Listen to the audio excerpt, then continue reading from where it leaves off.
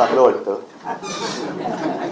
आणि तुमच्या सगळ्यांच्या चेहऱ्याकडे बघून मला आनंद नक्कीच होतोय. पण एक लक्षात घ्या की आता जे काही मी ऐकलं याचा अर्थ असा की अजूनही पूर्ण विजय मिळालेला नाही. सरकारची ही नेहमी चाल असते, आधी एक पुडी सोडून बघतात, म्हणजे थोडक्यात एक पिल्लू सोडतात, जगतंय का मरतंय, अंगावर आलं तर झटकून टाकायचं आणि जर का त्यांनी ठरवलं की नाही हे आपल्याला करायचंय तर एक तात्पुरती वेळ घेतात. मग तुम्हाला सगळ्यांना जे आंदोलनाला उतरतात त्यांना असं वाटतं की आपण जिंकलो आणि त्या एका गाफीलपणात आपण मजबूत राहिलो का मग पोखरत बसतात. आता हे उत्तर जे काही मी थोडंसं वाचलं, सचिन आपण तो प्रश्न विधान परिषदेत लावला, त्या प्रश्नाच्या उत्तरामध्ये काय आता बोलायचं, कोणाला मंत्री महोदय म्हणण्याची वेळ येईल कधी सांगता येत नाही. म्हणजे तुमच्या समोर यायच्या आधी घरी काही जणांना बोलवलं होतं आणि तिथे मी म्हटलं की पहिल्या प्रथम किंवा अनेक वर्षांनी, कारण काय होतं की आम्ही राजकारणी लोक म्हटल्यानंतर सरकार टिकवायचं असतं, मग कोणाला तरी काहीतरी त्याचा संबंध असो वा नसो मंत्रीपद दिलं का खुश, सरकार टिकलं, मग त्याला त्यातलं काही कळतंय नाही कळतंय काही माहिती नाही. पण पहिल्या प्रथम किंवा जे मी म्हणालो की बऱ्याच वर्षानंतर एका माणसाला त्याच्या आवडीचं खातं मिळालंय.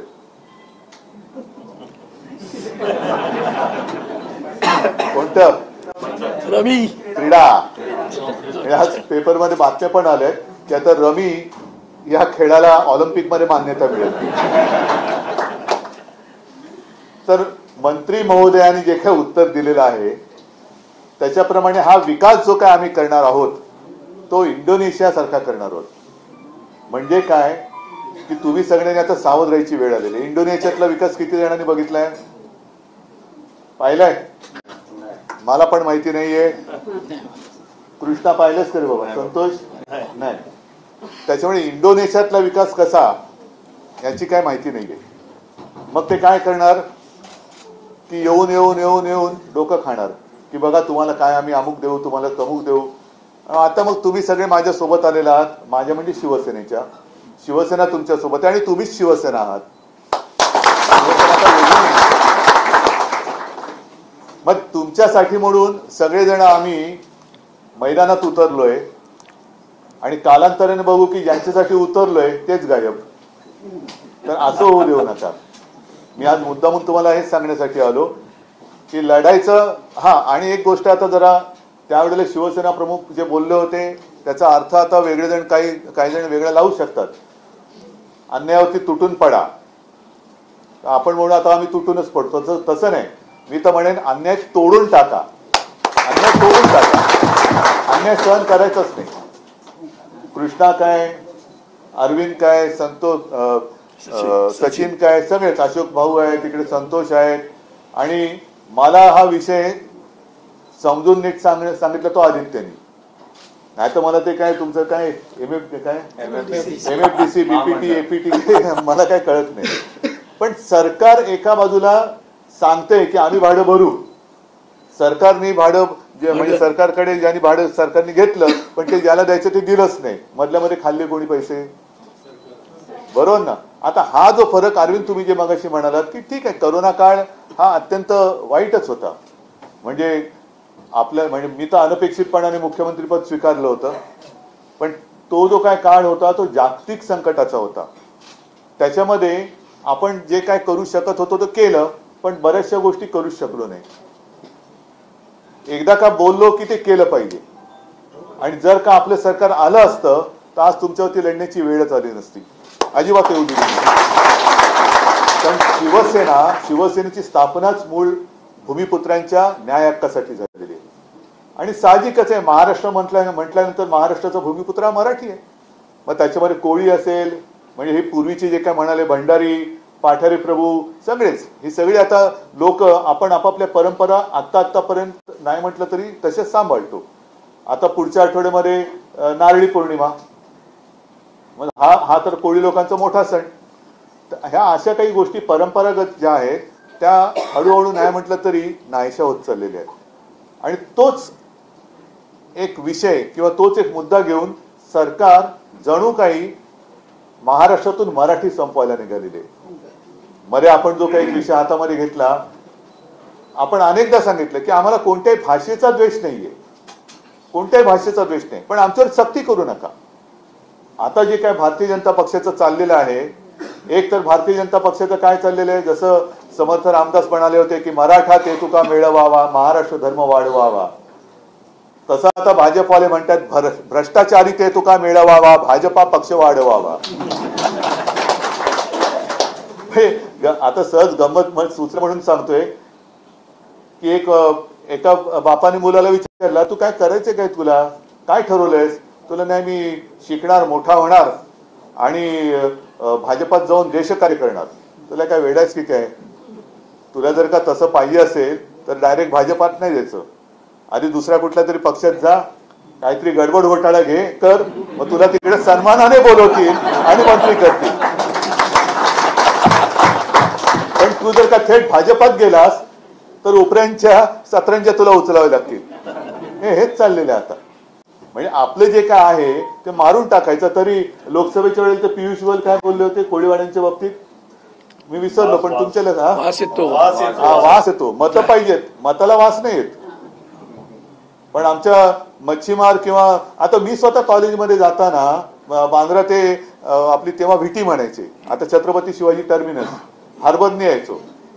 आणि मग तेव्हा माझ्या कोळी माता भगिनी यायचा, मच्छी का पाणी, मच्छी का पाणी. नुसतं मच्छी का पाणी म्हटलं होती, लोक इथे तिथे पडायचे. का? मच्छी पाहिजे पण पाणी नको, वास नको. काय किती हा म्हणजे निर्दयीपणा आहे. म्हणजे यांना सगळ्यांना मतं पाहिजेत, राज्य करायचंय, पण आता त्याच्यात आहे ना वास नको. त्याचे त्याने म्हटलं की काय ते वेस्ट. मग आता ही कंपनी पुन्हा कोणाची ते शोधा. Foul fish, foul smell of fish waste generated at Sassoon dock. आता किती वर्ष झाली? या मंत्र्याच्या कित्येक पटीने जास्त वयाची ससून डॉक असेल. बरोबर आहे, आतापर्यंत कोणाला वास नाही आला. आणि कोळी लोकांचं मला एक कळतं की अडचण काय आहे की तुमच्याकडे कोणताही सातबाऱ्याचा उतारा नाही. तुमची शेती जर का आपण असं म्हटलं मत्स्य शेती, तर समुद्रात जाऊन तुम्ही जीव धोक्यात घालून मासेमारी करतात. कारण मला आठवत आहे, मी मुख्यमंत्री असताना निसर्ग वादळ आलं, त्योक्ते वादळ आलं आणि अक्षरशः काही वेळेला घाम फुटायचा. कारण मी कलेक्टरना जेव्हा चौकशी करायचो ते म्हणाले, साहेब अजून एवढे म्हणजे एकूण एवढे मच्छीमार समुद्रात गेलेले, एवढे परत आलेत, अजून एवढे बाकी आहेत, अजून त्यांना संपर्क होत नाही. म्हणजे कुठे तुम्ही जाता, काय करता, गेले तर किती दिवस राहता, कसे राहता, आणि इकडे आल्यानंतर जर का तुम्हाला अपमानास्पद राहावं लागत असेल आणि तुम्हाला हुसकावण्याची भाषा जर का कोण करत असेल तर तो अन्याय तोडून मोडून टाकल्याशिवाय शिवसेना स्वस्थ बसणार नाही. हे मी तुम्हाला फक्त एकजूट मजबूत ठेवा, त्याच्यामध्ये कोणाला काड्या घालण्याची संधी देऊ नका. आपलं जे काय आहे ना मच्छी का पाणी आणि आपलं मराठी माणसाचं पाणी हे त्याला बरोबर पाजायचं, त्याला बरोबर पाजायचं, बाकी काय काळजी करू नका. आणि आता कोळी महिला म्हटल्यानंतर काय वेगळं सांगण्याची गरज आहे? एकदा का कसं चिडलं की काय करता तुम्ही? घाबरता कशाला तुम्ही? मग अजिबात काळजी करू नका. फक्त आता ह्या एका टप्प्यावरती आपण आलेलो आहोत. मी म्हणेन हा एक ठीक आहे, पहिला टप्पा आपण जिंकलेला आहोत, पण दुसऱ्या टप्प्याची जर का कोणी तयारी करत असेल त्यांच्याकडनं तर त्यांना म्हणू की आता आम्ही संपवून टाकू, विषयच संपवून टाकू आम्ही. त्याच्यामुळे आता आमच्या नादी लागू नका. केवळ कोळीच नव्हे तर संपूर्ण आहोत आम्ही, हिंदू तर आहोतच, आम्ही अस्सल मराठी भाषा बोलणारे हिंदू आहोत. कोणाला काय प्रॉब्लेम आहे? कोणाला काय प्रॉब्लेम आहे? असं काय नाहीये की कोणाची अमुक एक धर्माची भाषा ही, असं काय नाहीये. आम्ही अस्सल मराठी बोलतो पण आम्ही हिंदू आहोत. मग तसेच सगळेजण आम्ही एकत्र इकडे आलेलो आहोत, गुण्या गोविंदाने नांदतो आहोत. त्या गुण्या गोविंदामध्ये म्हणजे आम्हाला तुमच्यापेक्षा जास्त खाऱ्या पाण्याची सवय आहे. खाऱ्या पाण्याची सवय आम्हाला जास्त आहे, कारण माझा पण जन्म मुंबईतलाच आहे. तर आमच्या सुखात मीठ कालवण्याचा प्रयत्न करू नका, आम्ही मिठागरे निर्माण करणे दोस्त. असेच एकजुटीने राहा. कृष्णा, खरंच तुला पण धन्यवाद देतो, जागरूकपणाने काम करतोय. संतोष, तुम्ही पण आपली शिवसेनेची ताकद मागे उभी करताय. सगळ्याच महिला काय पुरुष काय म्हणजे अरविंद आहे, सचिन भाऊ, अशोकराव, सगळे आम्ही सगळे सोबत आहोत. आदित्य पण आहेच. तर कुठेही डगमगायचं कारण नाही. एकत्र राहा, एकजुटीने राहा आणि जो अन्याय करणारा अन्याय करायला येईल त्याला अन्यायासकट तोडून टाका. एवढंच तुम्हाला सगळ्यांना सांगतो. धन्यवाद. जय हिंद, जय महाराष्ट्र.